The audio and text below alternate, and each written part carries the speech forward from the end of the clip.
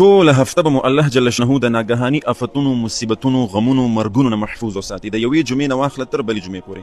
عمل څه دی؟ مختصر عمل. د جمعې مونځ دې وکړو، د هغې نه پس که په لار باندې را روان یې، که په کور کې ناست یې، که په هر ځای کې یو ځل سورة فاتحه ووایه، اووه ځل سورة الاخلاص ووایه، قل هو الله احد سورت، د هغې نه پس اووه ځل قل اعوذ برب الفلق ووایه، د هغې نه پس اووه ځل قل اعوذ برب الناس. دغه درې سورتونه ووایه، په خپل ځان باندې چوف کړه، دعا پکې وکړه د خپل ټول فامیل خاندان دپاره.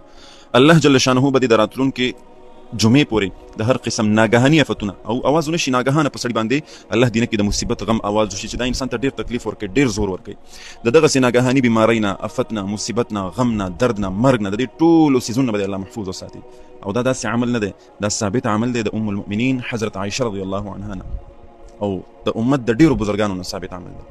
ډیرو خلکو په دې باندې تجربه کړې، ډیرو خلکو دا عمل خپل کړی دی، هغوی تجربه په دې باندې کړې ده چې په دې عمل کې دغه خیر الله جل شانه اچولی دی. ټول په 2-3 منټه هم نه لګي.